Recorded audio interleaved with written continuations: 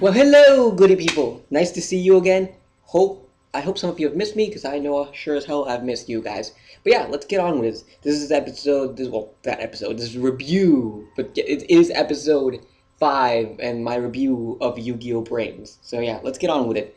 So yeah, this episode we have the continuation of the duel with Go and Yusaku, and where Yusaku almost lost, or we thought he was gonna lose last episode, although we knew he was not gonna lose. You know what I mean? Like the tension, the drama of like him almost just scraping death, or not death in this case, more like just losing in general. Because in this episode, Yusaku only just nearly survives by activating his trap card, Cyber Shatter, which actually canceled out one of the effects of Go's Goki monster. So cool, just him nearly scraping death. This is far better than being saved by action cards, in my opinion, because it just that was annoying in Arc B.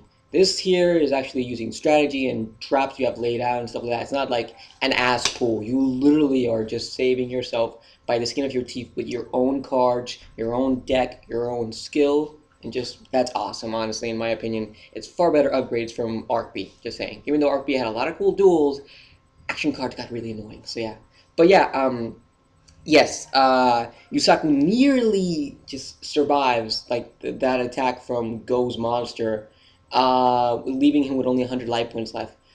But then he follows that up with by just summoning out monsters after monsters and just link summoning after link summoning. My God, this man did an amazing job, just wowing the crowd and even myself.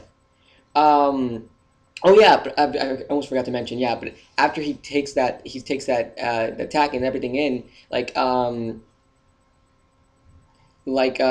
forget. I'm sorry. I'm really bad at this right now. But Yusaku's friend, like the other hacker guy, the hot dog vendor, he is able finally to crack Soul's trap and everything, and he is able to make a back door so Yusaku can escape and everything. But then Yusaku sees that and he's like, nope, I'm okay. And everyone's like, what? Why are you not leaving? You're almost about to lose and stuff, and you could just lose everything right now, right here. You had a way out, like, and you didn't even want to accept this duel from the beginning. But then he just immediately tells Ignis, and he's just like, look, there's a reason why I'm not gonna leave, and I'm gonna finish this duel no matter what. And that's because this man right in front of me is doing everything he can to give an amazing duel, wow the crowd, even myself, and it gets taken back by that. Like even wowing you, even though he's putting you against the wall right now, and that he was just like, that's so illogical, honestly, and well, humans do sometimes really illogical things, and that's true. Humans do illogical things. But yeah, Yusaku's reasoning for him wanting to just continue this duel is just that he just after just this duel, like he gets that ounce of respect for Go. He's like he views him as a first-rate duelist, and he's like, this man deserves my respect, and this man, I am not gonna be a coward here and back away from this duel. I will finish it to the end because that is my dueling. And I'm like, damn, this man like already so much conviction in him what he wants to do. And it's just that's actually why this episode is so much better because it is just a simple duel. It is a continuation. It is a really cool, explosive duel. But it's just the more we delve into these characters like Yusaku and Go, the type of characters that they are, that's the really exciting bits in when it comes to episodes like these. And I'm really grateful for that, honestly. And yes, like Yusaku's just no, I'm not backing out. I'm gonna continue this duel and finish it no matter what. And when he says that, he goes in and he just he does his turn, boom, and he goes in, summons Draconet, then uses the back to summon out Bitron. And then after that, he uses Bitron to summon Link Spider. Then after that, he activates because the reason why Yusaku didn't use his trap card earlier to save himself from taking even less damage was so he could use his Storm Axe's ability, and he uses it to garner up to gain a new Link monster called Link Bumper, which is really cool ish. Being honest, it's kind of cool, but it's not that great in my opinion. Just saying, it's good for extended Link purposes, but actually a really cool. Honeybot's so much better. Being honest, Honeybot's so much better. Which Honeybot looks So good. She be bae. She be bae. But yes, Yusaku uses Storm Axid. He brings out a new Link monster, and he uses it immediately and summons out Link Bumper, like and then after that he uses and he link summons again to summon out Honeybot, and then boom, he's got three link monsters on the field. But he's not done yet. No, no, no, no, no, no. He's not done yet. This man goes in an extra level up. Oh, extra link, if anything. He link summons Link Slayer. No, goddamn, Link Slayer. No, god, I'm stupid. Sorry.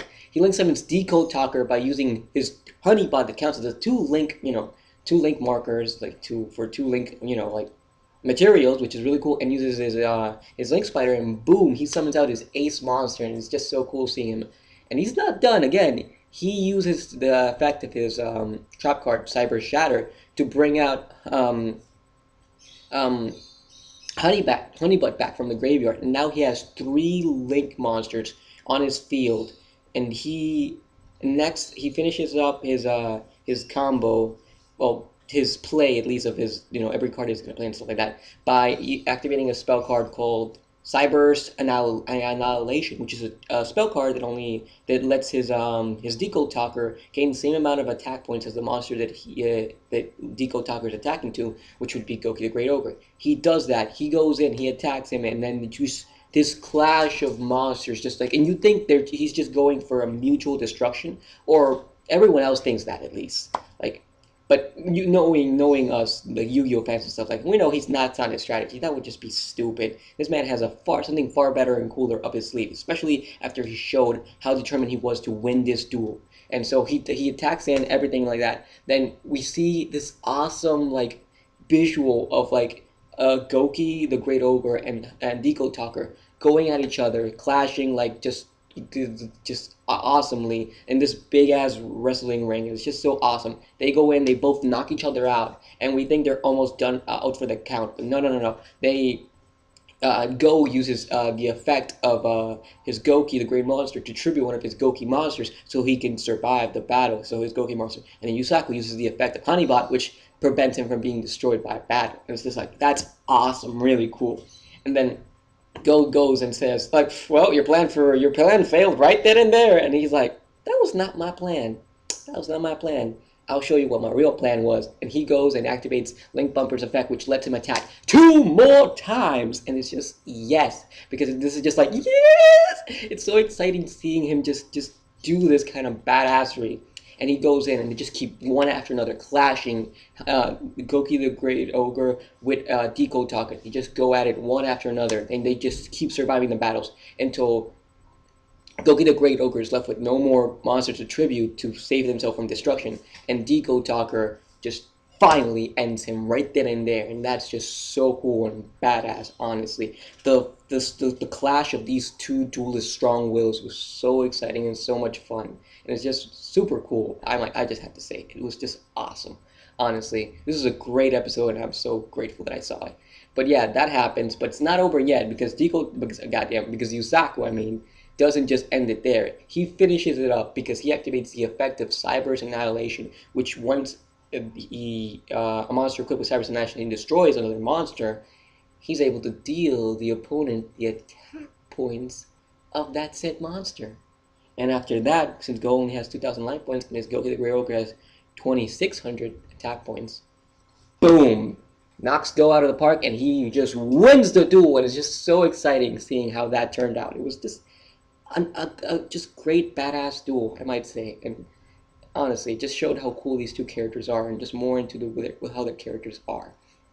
A few more things that before I finish this episode is that after the duel's over and stuff like that, Go goes to he just goes back to his place and stuff like that. He's just there, just sad and just moping a little bit at the fact that he lost. He's like, he could have done even more. He could have just wrecked me even harder. But like he's just moping a little bit sad at the fact that he lost. Then lights turn on, blah blah blah blah blah blah blah, and then we see all the kids just clapping there in excitement and just happy to see him. And they just call him their champion because they still love him in spite of the fact that he lost. They still view him as their champion, and they are just proud to have him there. And he's just so grateful to have them too. and that's just a really touching, heartwarming moment. And I'm just like, yes, Yu-Gi-Oh can touch on the heartstrings like just that, just as much as they can touch on the strings of excitement and just hypeness.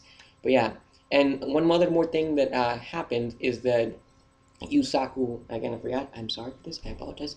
The name of his friend. They both have a conversation and talk about like Go was a really just strong opponent. My God, like we could actually use him. Like he'd be really useful to go up against the Knights of Hanoi. And Yusaku's like he brushes it off. He's like, no, we're not doing this. I'm sorry, but I can't involve somebody like him in this. This is a very dangerous thing that we're doing right now, and I'm not going to be responsible for endangering other people's lives. And I'm like, I can understand why he would. That would be the way he would view things and stuff like that. But we know Go and both Aoi are gonna be helping him just through all this and be just there as a cool badass team and just taking out the Knights of Hanoi. We know that's gonna happen eventually, but this is obviously the way they're setting it up for like in the future. Yeah, we're gonna get to this where we're like, yeah, we need your help, Go. We Playmaker and you and Blue Angel, you guys have to take out the Knights of Hanoi and just all together working as one. And I'm like, yeah, that's gonna be really cool, honestly, seeing in the future. I can't wait for when that happens. But yeah, basically that's what transpired through the whole episode for the most part. Just that, like like the duel between Go and Yusaku, and just them getting to just see how they're just never giving up wills, just kept clashing against each other. Just really cool, exciting duel. That's what I'm gonna say. Really cool episode. It was fun. I can't wait for the next one. But yes, with that said, I'll see you guys soon. Hopefully, it was something new.